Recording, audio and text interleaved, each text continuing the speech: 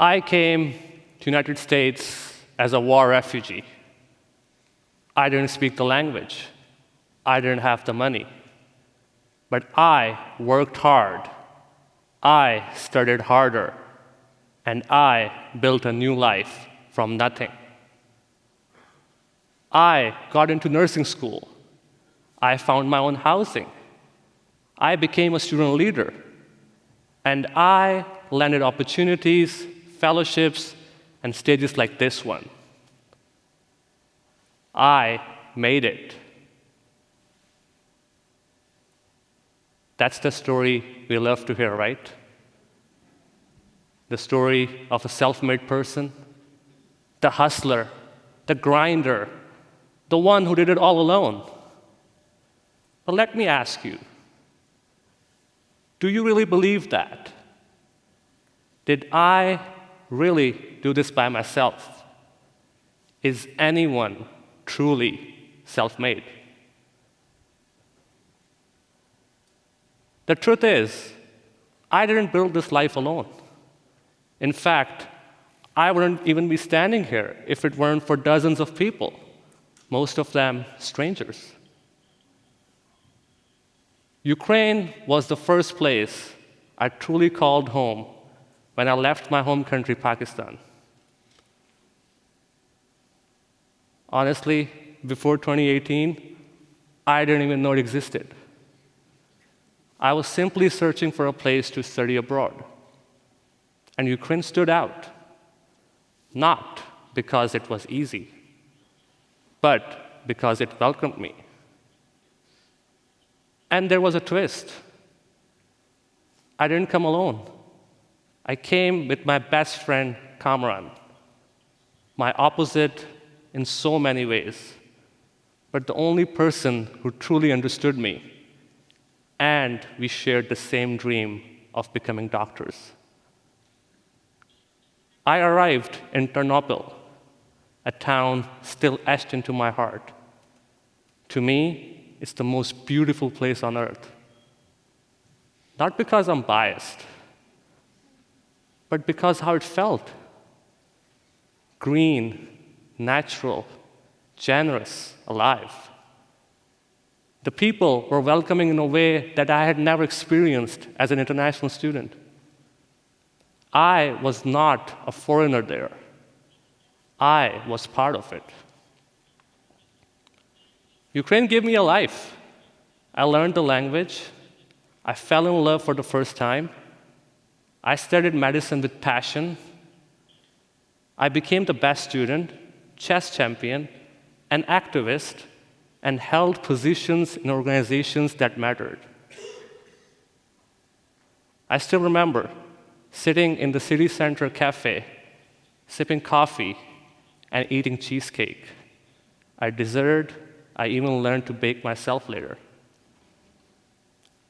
Those were the moments when I realized I belonged here.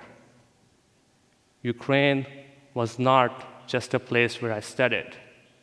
It was my real home. 3 years went by quickly because they were happy years. There were some struggles, yes, but everything felt like it was moving forward. I was growing, finding myself, becoming the person I dreamed of being. Until the war came.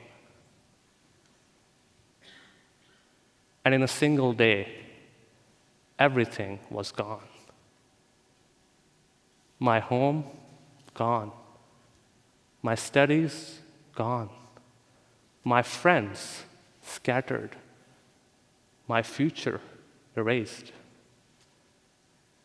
Miles were walked under open skies, a small bag carrying the remains of a life.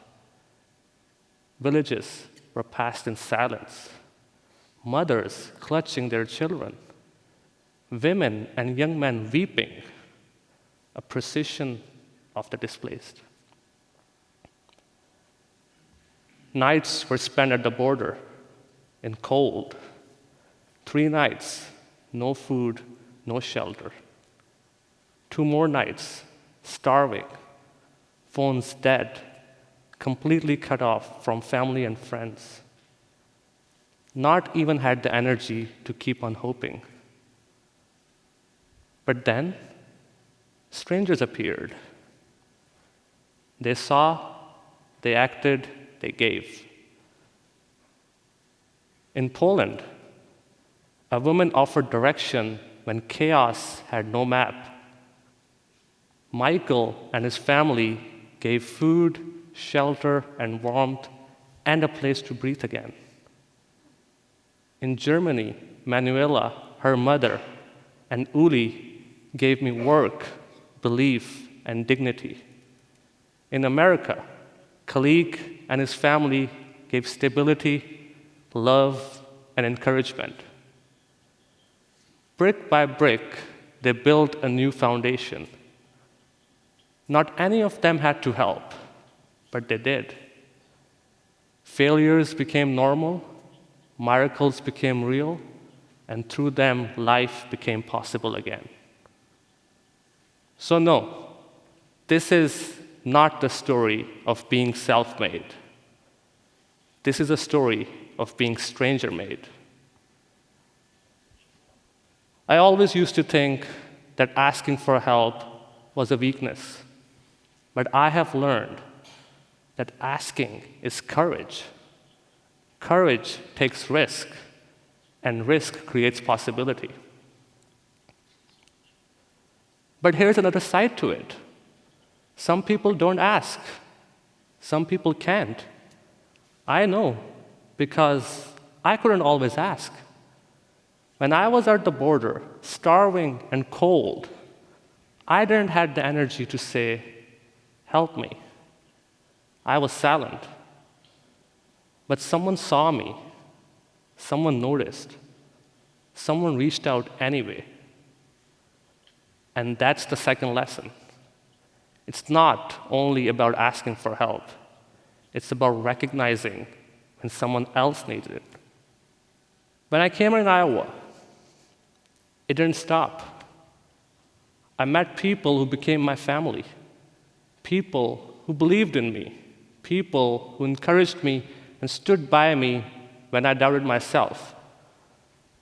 People like Laverne, who became not just a friend, but a mentor and a reminder that kindness doesn't need a reason.